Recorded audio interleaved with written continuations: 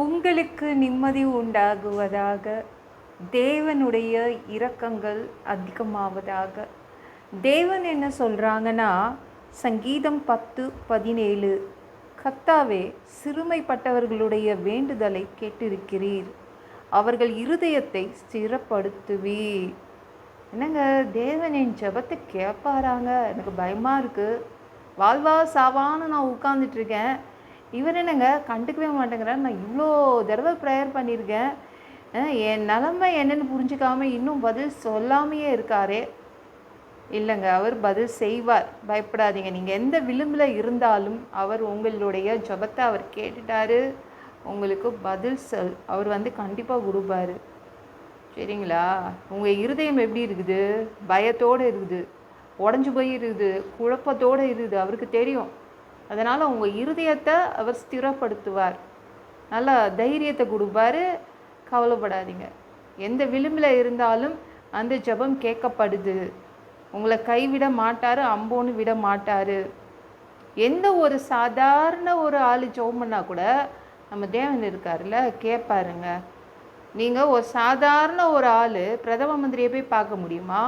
இந்த நம்ம முதல்வரை போய் பார்க்க முடியுமா? முடியாது. கரெக்ட் தானே? பிச்சைக்காரன் போய் பிரைம் மினிஸ்டரை பார்க்க முடியுமா? பிச்சைக்காரன் போய் சீஃப் மினிஸ்டரை பார்க்க முடியுமா? முடியாது. ஆனால் தேவனை யாராக இருந்தால் கூட பார்க்க முடியும். சிறுமைப்பட்டவர்கள் பார்க்க முடியும். எந்த ஒரு மனிதனும் பார்க்க முடியும், அதாவது பேச முடியும். நம்ம என்ன பண்ணுவார்? நம்ம பேச்சை கேட்பார், காது கொடுத்து கேட்பார். நீங்கள் எவ்வளோ வறுமையில் இருந்தாலும், எவ்வளோ பாவியாக இருந்தாலும், எத்தனை நோயில் இருந்தாலும் அவர் உங்கள் ஜெபத்தை கேட்குறாரு. பதில் வருது. சரிங்களா? அவருக்கு தெரியும் நீங்கள் எந்த நிலைமையில், எந்த விளிம்பில் நின்றுட்டுருக்கீங்க. நீங்கள் இயேசுவிடம் எப்போ வேணால் பேசலாங்க. எப்போ நீங்கள் என்ன நினச்சாலும் நீங்கள் பேசிடலாம்.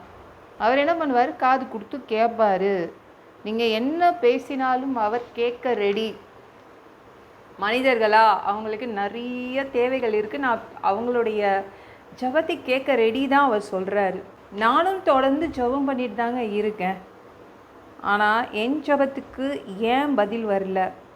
விரக்தி வந்துடுது. அதனால் இல்லை, விரக்தி வந்துடுச்சுன்னா நம்மளுக்கு ஜெபம் பண்ணவே ஓடாது, நம்பிக்கை உடஞ்சி போயிடுது இல்லை. அவர் உங்கள் ஜெபத்தை கேட்டுட்டாரு, பதில் வருதுங்க. நீங்கள் பேசும்போதெல்லாம் அவர் உங்களை மட்டும்தான் பார்க்குறாரு. நீங்கள் சங்கீதம் 34:15, கர்த்தருடைய கண்கள் நீதிமான்கள் மேல் நோக்கமாக இருக்கிறது. இப்போ நீங்கள் ஜெபம் பண்ணிகிட்ருக்கீங்க, அவர் வேறு எங்கேயும் பார்க்க மாட்டார், உங்களை தான் பார்ப்பார். உங்களை தான் பார்க்கணும். கரெக்டாக? நீங்கள் ஜெபம் பண்ணும்போது அவர் உங்களை தான் பார்க்கணும். அதை விட்டுட்டு அவர் எங்கேயாவது பார்த்தா உங்கள் ஜெபத்துக்கு பதில் வராது. அதில் தான் இதுக்கு தான் இந்த சங்கீதம் 34:15 பதில் சொல்லுது. கர்த்தருடைய கண்கள் நீதிமான்கள் மேல் நோக்கமாக இருக்கிறது. சில மனிதர்கள், அந்தஸ்தில் உயரமான மனிதர்களிடம் நீங்கள் பேசினா கண்டுக்கவே மாட்டாங்க, எங்கேயோ பார்த்துட்டு போயிடுவாங்க. உயர்ந்த இடத்துல இருக்கார். ஆனால் நீங்கள் ஜெபம் பண்ணால் அவருடைய கண்கள் உங்கள் மேலே தான் நோக்கமாக இருக்கும், வேறு எங்கேயும் போகாது. உத்து உங்களை தான் பார்த்துட்ருக்காரு, அலட்சியம் பண்ண மாட்டாருங்க. நீங்கள் உடஞ்சி போகாதீங்க, தைரியப்படுத்துவார். நான் இருக்கிறேன் அப்படின்னு உங்களை ஸ்திரப்படுத்துவார். நீங்கள் அவரை தான் நம்பி வாழ்கிறீங்கன்னு இயேசுவுக்கு தெரியுங்க.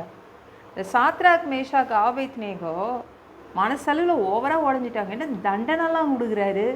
ஏதோ பிடிச்சிட்டு வந்தாங்க, விட்டுடுவாங்கன்னு நினச்சா தண்டனைலாம் கொடுக்குறாங்க.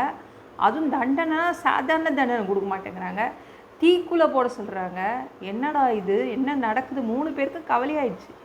தேவனை வணங்குறோம், அவர்கிட்ட ஜெபம் பண்ணுறோம், அவர் என்ன காப்பாற்ற வரல, தீக்குள்ளே தூக்கி போடுறாங்க. என்னடா அது, இன்னும் கூட தேவன் நம்மளை காப்பாற்றலையே அப்படின்னு நடக்கிறாங்க. அப்போ தான் தெரியுது, ஆமாம் நம்மளை காப்பாற்றிட்டாரு, நம்ம தீயில நடக்கிறோம், தேவதூதனும் நம்மளோட சேர்ந்து நடக்கிறான் அப்படின்னு.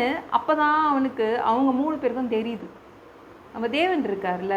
நீங்கள் வியாதியில் நடந்தாலும், நீங்கள் வறுமையில் நடந்தாலும் அவர் உங்களோடு நடப்பார். அதனால் எந்த சேதமும் வராது. ஞாபகம் வச்சுக்கோங்க. வியாதி உங்களை கருக்காது, பிரச்சனை உங்களை கருக்காது. அவர் இருப்பார், அந்த இடத்துல கூட இருப்பார். ஏன் பதில் வரல, ஏன் பதில் வரலன்னு கவலைப்படாதீங்க. அந்த இடத்துல தேவ தூதன் கூட சேர்ந்து நடந்துட்டுருக்கான். தேவனே வந்து கூட சேர்ந்து நடந்துட்டுருப்பார்.